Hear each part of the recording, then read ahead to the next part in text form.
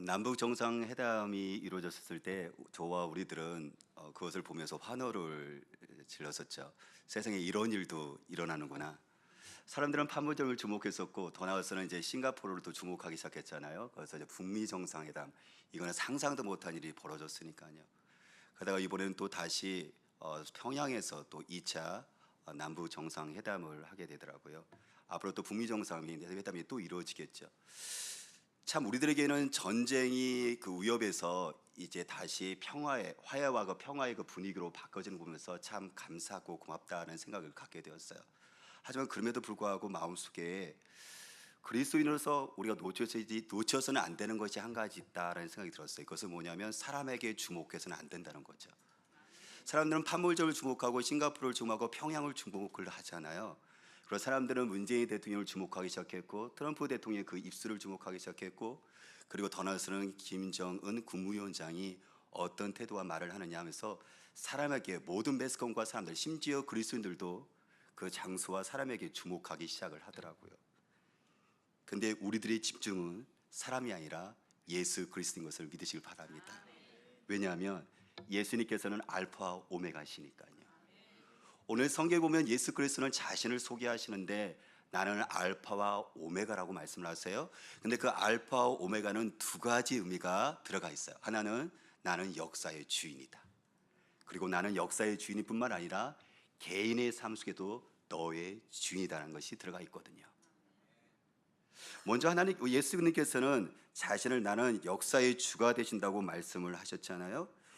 이 사도 요한이 요한계시록을 썼었는데요. 그 당시는 AD 95년이라고 이야기를 하는데 그때 로마 황제 네로 황제 다음에 도미티아누스 황제는 정말 악명이 높은 황제였었어요.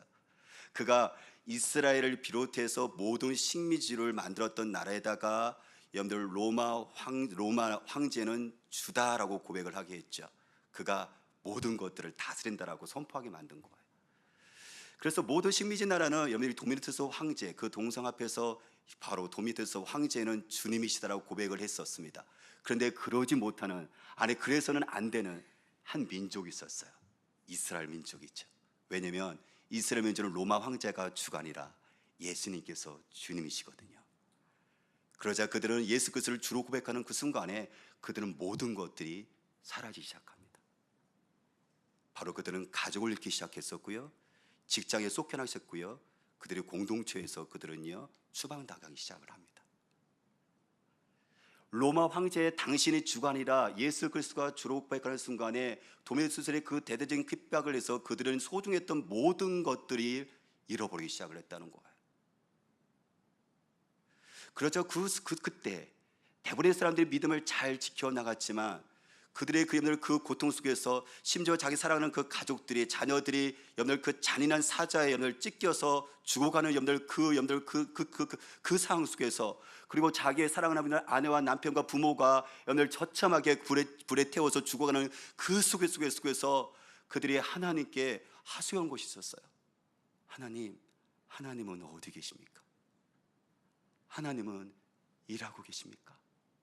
하나님은 우리 민족을 이 고난 속에서 구원해 주실 수 있으십니까? 라고요. 그들의 그 부르짖음에 하나님은 사도 요한을 통해서 대답하십니다. 그것이 요한계시록 1장 8절이에요. 요한계시록 1장 8절 다시 한번 읽어볼까요? 주 하나님이 이르시되 나는 알파와 오메가라. 이제도 있고 전에도 있었고 장차 올 자요 전능한 자라 하시더라 그랬습니다.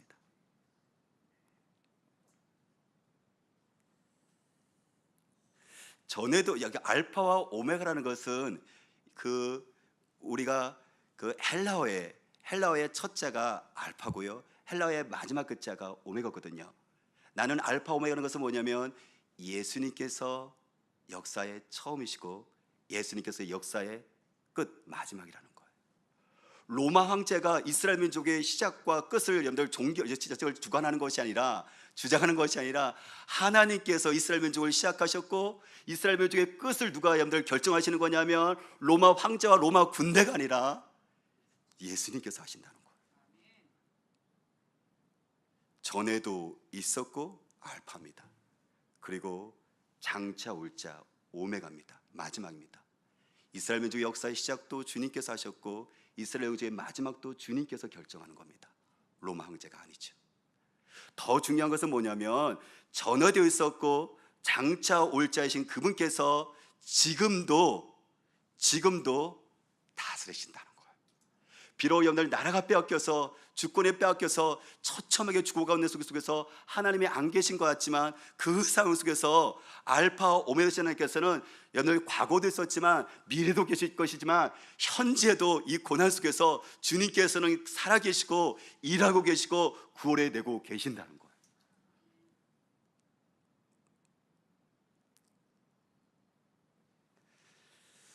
탈북민들의 그 이야기를 들으면 우리를 참 가슴을 아프게 하잖아요. 탈북민 중에서 한 분이 우리 엄마는 산에서 누워 놀아요 라는 생활 수기를 쓰신 분이 있는데 그분이 가난한 그 생활 수기 속에서 결핵에 걸려서 죽은 엄마의 입에 식량을 여러분들 밥을 넣어주는 것이 아니라 풀 갖다가 범벅을 만들어갖고 여러분들 그 자녀들이 엄마의 입에 넣어주면서 했던 그 고백이 일부가 있는데요. 죽은 엄마를 동네 사람들은 집안 구석에 눕혀놓고 이불을 뜯어 가려놓았다. 나는 동생과 같이 그 옆에서 밤 깊도록 울어 동생도 나도 목이 쉬어 꺽꺽거리기만 했다. 고마운 옆집의 아줌마가 먹으라며 풀범벅을 주셨다. 우리 오누이는 눈물을 흘리면서 풀범벅을 나눠 먹었다. 그때 풀범벅을 먹던 동생이 범벅 덩어리 2개를 들고 엄마를 가리운 휘장을 들추었다. 안 돼! 라며 동생을 말렸으나 동생은 누워있는 엄마 입에 풀범벅 덩어리를 넣어주자고 떼를 썼다. 그 모습을 보고 있던 나는 억장이 무너지는 아픔과 슬픔이 북받쳐 오르는 것을 참아내며 동생의 손을 잡아채려고 했다. 그때 동생이 하는 말이 오빠 우리 엄마 배고파해. 우리만 먹으면 어떡해 하며 벌어지지 않는 엄마의 입을 열려고 안간의 힘을 쓰고 있었다. 겨우 떼는 동생을 품에 안자 우리들은 그 자리에서 하염없이 울부짖을 수밖에 없었다. 오빠, 엄마 이제는 밥 못 먹어? 그러면 나도 이제부터 아무것도 먹지 않을래. 한 탈북민의 여러분들의 생활 수기지만 탈북민의 그 울음을 누가 기억할 수 있을까요? 저 북녘 땅 속에서 지금 기도하고 있는 여러분 북한 동포들의 하나님 이 아픔 속에서 엄마 이런 서글픔 속에서 이 그래도 아무것도 희망이 보이지 않는 이 현실 속에서 아픔 속에서 하나님은 과연 계신 것인가요? 하나님께서는 과연 살아계신 것인가요? 하나님께서는 과연 나를 이 고난 속에서 구원해 줄 수 있는 분이신가요? 라고 오늘 탈북민과 북한에 있는 지하교회 성도들의 그 울부짖음과 울음 속에서 우리는 어떻게 대답할 수 있을까요?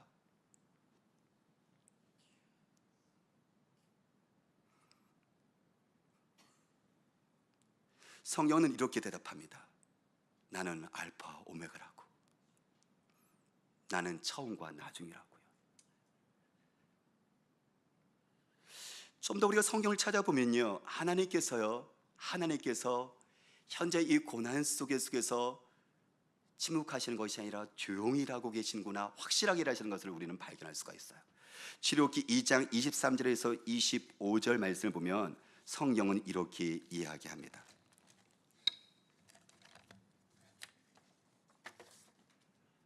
여러 후에 애굽 왕은 죽었고 이스라엘 자손은 고된 노동으로 말미암아 탄식하며 부르짖으니 그 고된 노동으로 말미암아 부르짖는 소리가 하나님께 상달된지라. 하나님이 그들의 고통 소리를 들으시고 하나님의 아브라함과 이삭과 야곱에게 세운 그들의 언약을 기억하사 하나님의 이스라엘 자손을 돌보셨고 하나님이 그들을 기억하셨더라. 이스라엘 백성들이 그들의 애굽 이집트에서 노예상으로 비참해서 있었을 때 그들이 그 고난으로 말미암아 하나님께 울부짖잖아요. 살려달라고요. 그랬을 때 하나님께서는요 그들의 부르짖음을 들으셨고 울음을 보셨대요. 그들을 돌보신대요. 그런데 그들은 여전히요 그들은요 노예상을 속에서 그들은 핍박 속에서 그들은 자유가 없어요. 여전히 고난 가운데 있는데 성경에 보니까 뭐라고 하냐면 하나님께서는 들으셨고 보셨고 그리고 돌보신대요. 하나님은 아무것도 안 하고 계신 것 같은데요. 그런데 출애굽기 3장 말씀 보면 성경 이렇게 말합니다. 모세가 그의 장인 미디안 제사장 이도의 양떼를 치더니 그때를 광야 서쪽으로 인도하여 하나님의 산 호렉에 이르매. 사건이 바뀌고 있죠. 이 장에서는 이스라엘 백성들이 고난 가운데 속에서 하나님께 살려달라고 하나님은 어디 계시냐고 부르짖었을 때 3장은 한 개인에게 주목하고 있어요. 모세라는 사람이에요. 광야에 있는 그 사람을 통해서 말이죠. 하나님께서는 한 사람의 그 삶에 섭리하셔서 하나님의 구원의 역사, 민족의 역사일 때 하나님께서는 거기다가 넣으신 것들을, 하나님께서 일하시는 것들을 보게 된다는 거예요. 그건 하나님께서는 이스라엘 백성 가운데 지금 돌보고 계세요. 누구를 준비하고 계신 거예요? 모세, 해방자 모세를 준비하고 계신 거예요. 저 북녘 땅 가운데 속에서 탈북민과 그리고 지하교회 있는 성도들이 하나님은 어디 계십니까? 라고 그들의 울부짖음 속에서 하나님께서는 보시고 들으셨대요. 그리고 돌보신대요. 어떻게 해요? 바로 하나님께서 모세를 준비하는 것처럼 저와 여러분들을 준비하고 계신 거예요. 저는요, 한 어머니의 여러분들 그 아픔을요, 저는 최근에 듣게 되었었는데요. 그분은 모포 모임에 양맹이 집사님이세요. 근데 그분이 최우수라고 초등학교 4학년 아들을요 꼭 이 목포 모임에 한 달에 한 번 목포 모임에 꼭 또 데리고 오거든요. 그래서 저희들 목포 모임에서 올해 8월 달에 북중 접경 지역을 저희들이 비전 치료를 가기로 결정을 하고 준비를 하고 있는데, 그 집사님이 아들과 같이 함께 우리가 제일 먼저 갈게라고 광고가 나오자마자 그것을 신청을 하셨어요. 근데 8월 달에 가기 2달 전에 문자가 온 거죠. 목사님, 기도해 주세요. 하나님께서 바로 그러니까 저에게 늦둥이를 41살 된 늦둥이를 40살 된 저에게 늦둥이를 허락해 주셨고, 이 아이를 무슬림을 위한, 이 아이가 태어나기 전부터 6개월 된 이 아이를 무슬림을 위한 하나님의 선교사로 드리겠다고 이름도 최드림이라고 지은 거예요. 근데 엄마가 몸이 너무 약해서 이 아이가 그만 유산이 된 거예요. 하나님께 무슬림을 위한 지역 그 영혼들을 위해서 이 아이가 뱃속에서부터 최드림이라고 하나님께 드렸는데, 하나님이 어떤 뜻인지 모르지만 이 아이가 하나님의 부르심을 받은 거예요. 그런 것 속에서 목사님 기도해 주세요. 그래도 저는 북한과 중국 우리 아들 최우수를 데리고 가기를 원해요. 남편을 못 가게 하고, 왜냐면 몸을 추스려야 되니까. 아니, 심적으로 이렇습니까? 여러분들 그 아기를 6개월 동안 품었었던 그 아이가, 하나님께 드렸던 그 아이가 여러분들 어떤 뜻일지 몰라 일어섰을 때 그 부모, 엄마의 그 마음이 어떻겠어요? 여러분들 북군과 중국의 북경 지역 직전까지 비전 출입을 갈 수 있는 여러분들 그 상황입니까? 그런 상황이 아닌 거예요. 남편도 말렸고요, 부모도 말렸고, 주변 사람들 가지 말라고 얘기했어요. 괜찮다고. 근데요, 이 엄마는요, 최우수라는 여러분들 초등학교 4학년 아이를 데리고 그 힘든 몸을 가지고 북중 접경지역 비전 출입을 갑니다. 왜요? 이 최우수 이 아이가 북한 선교로 하나님께서 이 아이가 뱃속에서부터 이 아이를 하나님께 드렸거든요. 그래서 그분은 초등학교 선생님이세요. 그런데 어느 날 아이들에게 한국 전쟁을 가르치다가 자료를 이렇게 찾다가, 여러분들 그 사진에 여러분들 그 한국 전쟁에서 부모를 잃고 울고 있는 그 아이의 여러분들 그 사진을 보면서 이 가슴 가운데 하나님의 눈물을 본 거예요. 이 아이를 돌고 누가 돌봐야 될까는 이 아이의 눈물이 아니라 잃어버린 자식을 찾는 그 하나님의 그 눈물을 본 거예요. 그래서 거기서 교실에서 몇 시간 동안 펑펑 운 거예요. 그러자 뱃속에 있는 이 아이를, 하나님, 제가 이 아이를 북한 땅을 위해서 하나님께 드릴게요 라고, 바로 그 아이가 최우수 초등학교 4학년 아이인 거예요. 그러자 그 아이를 데리고요 비전 치료 여행을 가더라고요.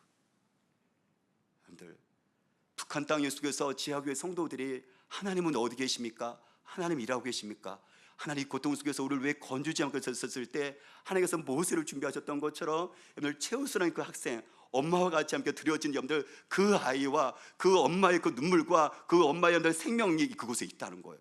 아니요, 바로 이곳이 바로 그곳이죠.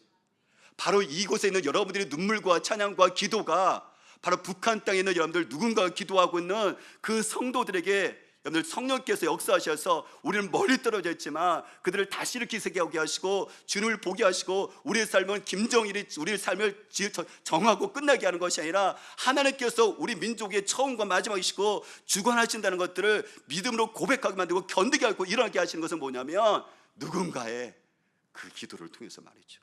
기도는 능력이 있거든요. 그때 우리는 여기서 그냥 하는 기도가 아닌 거예요. 우리는 생명을 살리는 기도가 하는 거예요. 우리는 우리를 기도를 말려면 사느냐 죽느냐, 어드베거스가 그 영혼을 찾느냐 뺏느냐 이 싸움을 하고 있는 거거든요. 그래서 여러분들 위대한 전사인 겁니다.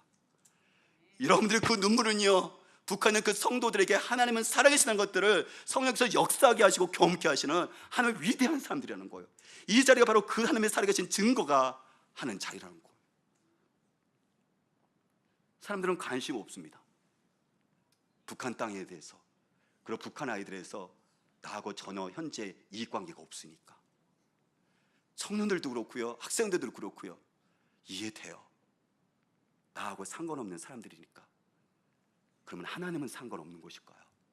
우리가 믿는 그 하나님은 과연 여러분 북한에 있는 그 영혼들과 그 다음 세대 아이들, 저주받은 세대라고 하는 그 아이들에게 하나님께서 축복하고 싶은 그 아버지의 마음이 과연 없는 것일까요? 남한 땅에는 우리 아이들만 복되게 하시고 북한 땅의 아이들은 과연 버리신 것일까요? 아니라는 거죠.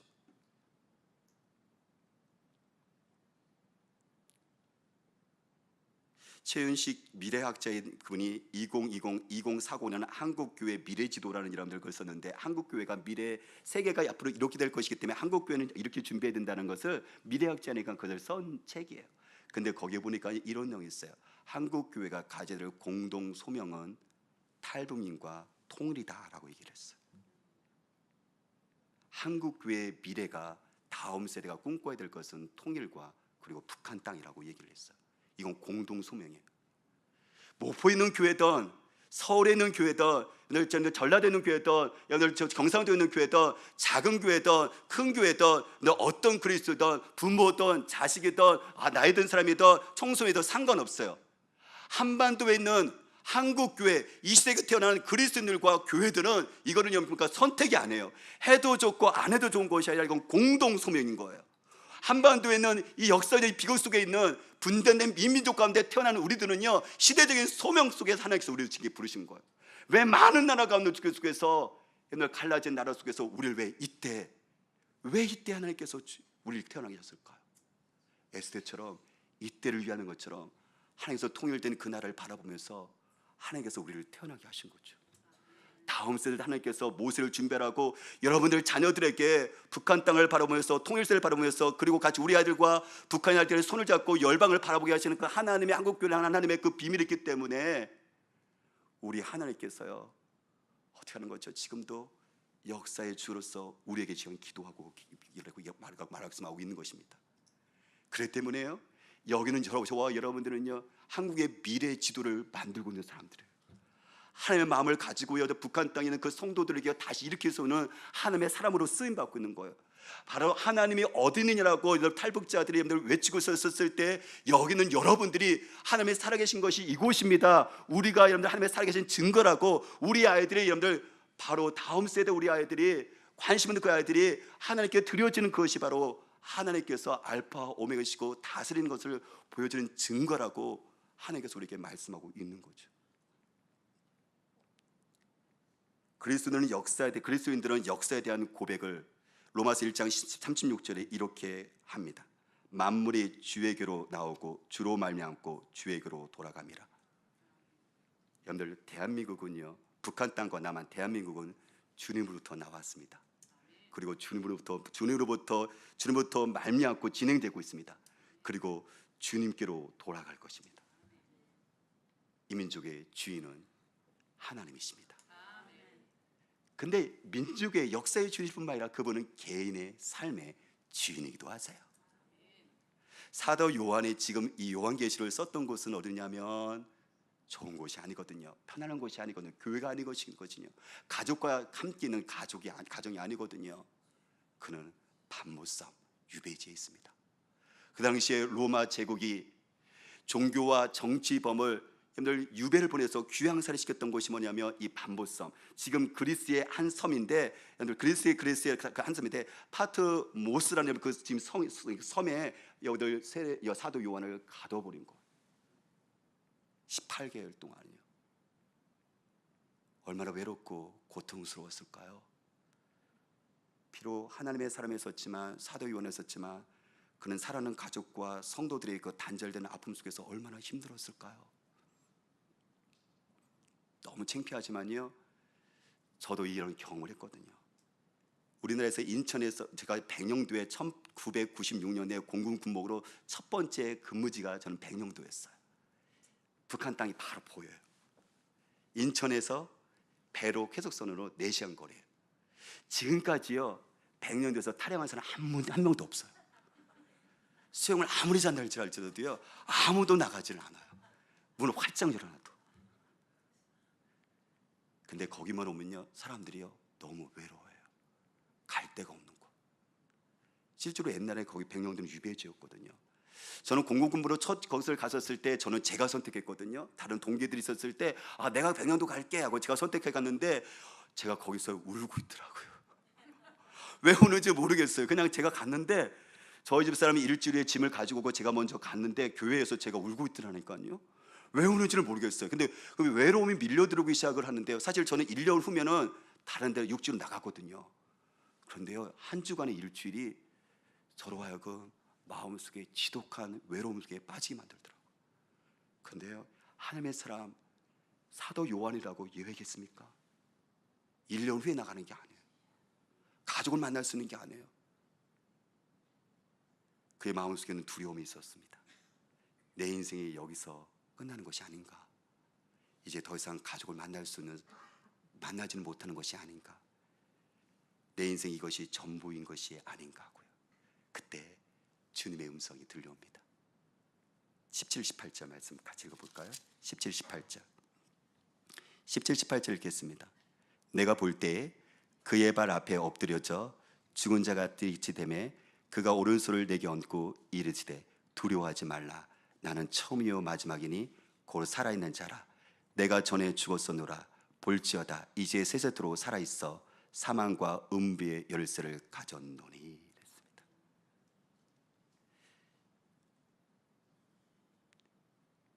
섬에 갇혀서 지독히 외로움에 빠져있는 그 하나님의 사람에게, 내일을 전혀 예측할 수 없는 여러분들 그 하나님의 사람 사도 요한에게 주님께서는 나타나셔서 두려워하지 말라 말씀하시면서 그에게 말씀하십니다. 나는 알파 오메가란다. 내가 너의 처음도 시작했고 너의 마지막 미래도 나의 손에 있단다. 로마 황제에게 있는 것이 아니라 바로 나에게 있는 것이란다.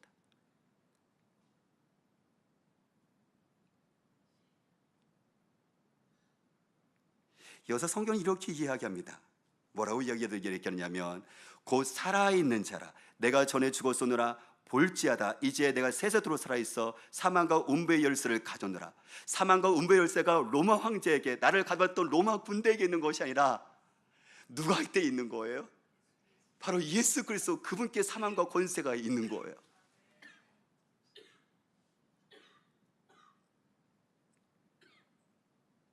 사도 요한은 이 주님의 음성을 두고 그는 깨닫습니다. 그렇구나, 이 밤모섬에도 주님은 계시는구나. 지독한 이 외로움과 나 혼자라고 생각했었던 이 외딴 섬에 내일을 기약할 수 없는 이 불확실한 이 현실 속에서 주님께서는 이 밤모섬에 여전히 주인이시구나. 주님께서는 나에게 알파 되신 하나님, 주님께서는 전에도 나에게 함께 시작했던 그 주님, 과거에 시작했던 그 주님, 그리고 주님께서는 현재도 나를 이끄실 것이고, 오메 되신 그 주님께서는 앞으로 나의 미래도 나를 이끄실 것이다. 여러분, 사랑하는 여러분, 이 밤모섬에서 그가 미래를 꿈꿀 수 있겠습니까? 아니요. 미래를 생각할 수 있는 그 근거가 무엇이냐면, 하나님은 바로 여기 나오는 사도 요한의 알파 오메가 되시니까, 과거를 이끄셨던 주님께서는 그의 미래를 이끄실 것이고, 현재 지금 밤모습이 같은 고난의 현장이지만 이곳 가운데도 어떻게 하죠? 주님께서는 이끌고 계십니까? 이 고난 가운데도 주님께서 생명의 역사를 펼치고 계십니까? 목회자는 저에게도 두려움이 있습니다. 잊어버렸다고 생각했었는데 떠오르는 것. 그리고 종종 어느 때는요, 좀 너무 죄송하고 창피하지만 종종 저에게 잠을 깨게 설치게 만드는 것. 그리고 종종 갔을 때 저로 하여금 정신이 번쩍 들게 하는 두려움이 저에게는 항상 두 가지가 따라가요. 그 첫 번째는 가족입니다. 두 번째는 교회입니다. 첫 번째 가족에서는 제 아들 성민이가 15살인데 성민이는 장애를 갖고 있어요. 그러니까 제 마음 가운데 속에서는 성민이의 미래가 어떻게 될까 대한 두려움이 있어요. 성민이가 미래가 어떻게 될까? 이 아이가 현지에서 잘 자랄 수 있을까? 그때 주님께서는 말씀하십니다. 내가 성민이의 시작이었고 성민이의 마지막이다. 현재도 내가 다스린다. 부모의 손에 의해서 성민이가 시작과 마지막이 결정되어지는 것이 아니라 내 손에서 결정되어진다. 내가 이 아이를 돌볼 거란다. 누가 이 이야기를 할 수 있겠습니까? 누가 어떤 사람이 이 세상에는 어떤 권세 있는 사람이 여러분들 장애를 가진 부모에게 이 두려움 속에 떨고 있는 사람에게 두려워하지 말라 말씀해서 어떻게 여러분들 이 희망을 얘기할 수 있겠습니까? 저에게는 목회자니까는요 항상 교회 성장에 대한 부담감과 짐이 있어요. 한 교회 성도 한 사람이 잘 예수 믿는 사람을 잘하고 싶다는 이 마음이 늘 있는데 늘 부족함을 느껴요. 그러니까 늘 스트레스와 압박과 힘든 거, 외로움이 항상 짓눌려요. 그랬을 때 주님 말씀하십니다. 재문아, 교회는 네 손에 있는 것이 아니다. 네가 시작하고 마치는 것이 아니라 내가 교회를 시작하고 내가 교회를 마친다. 그리고 현재의 고난 속에서도 어려움 속에도 내가 결정한다. 내가 다스린다. 사랑하는 여러분, 여러분들에게 두려움은 무엇인가요? 대학 입시를 둔 여러분들에게는 그 수능이 인생의 모든 거라고 생각이 들죠. 그리고 내가 좋은 직장과 좋은 대학에 내가 가지 못했었을 때, 그리고 내가 돈을 많이 벌지 못했었을 때, 그리고 저희들 좋은 여러분들 능력을 가진 여러분들 부모를 여러분들 만나지 못했었을 때, 저희들이 인생이 꼬였다고 생각하고 인생이 끝났다고 생각하시고 내일이 보이지 않는다고 생각하시나요? 정말 그러신가요? 내가 능력 있는 부모를 만나고 내가 좋은 대학과 직장 가면 내 인생이 펼칠 것이라고 화날 것이라고 생각을 하시나요? 아니요. 우리의 인생은 시작과 끝은 누구에게 있는 것이냐면 주님께 있는 거예요. 그렇기 때문에요, 내가 대입시에서 내가 실패할 때도 실패 안 해요. 실패 안 합니다. 안심하십시오. 절대 아닙니다. 여러분들 사업에서 여러분들 실패하셨다고 생각하시나요? 여러분들 자녀를 볼 때마다 내가 눈물로 여러분들 기도하지만 도대체 하나님은 어디 계신다고 생각하면 여러분들 답답하신가요? 오늘 주님께서 사도 요한에게 두려워하지 말라 말씀하셔서 그에게 등을 얹으시고 말씀하시는 주님께서 오늘도 이곳에서 저한테 말씀하시지 않습니까? 내 아들은 내가 시작하고 내가 마친단다. 그 아들을 나에게 맡기라. 그 자녀를 나에게 맡기라. 그 사업을 나에게 맡기라. 내가 다스리고 내가 통치할 것이다.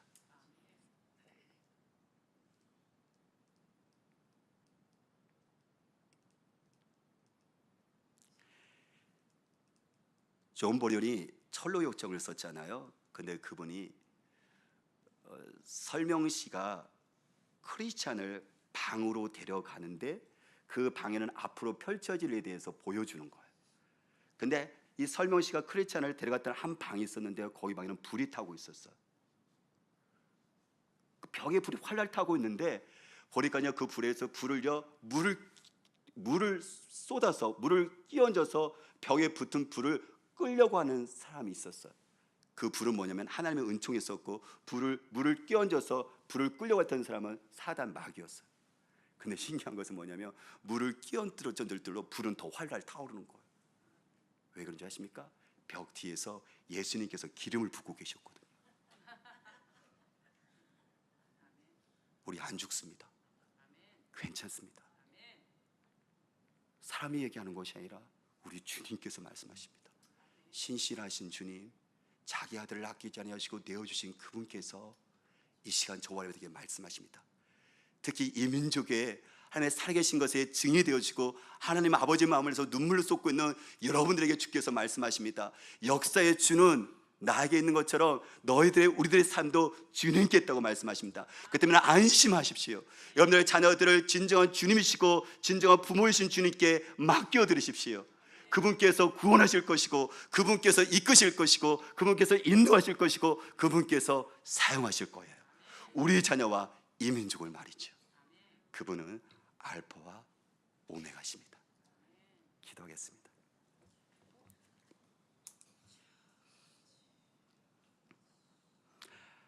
알파 오메가 되신 주님, 민족을 생각할 때마다 하나님 가슴이 아프고 힘듭니다. 종종 어느 때는 하나님 북한 땅을 보면서 아버지의 마음이 전달되어져야 되는데, 궁역의 마음이 있어야 되는데 여전히 냉랭한 우리들의 마사비 가슴을 보면서 하나님 마음이 또 아프기도 합니다.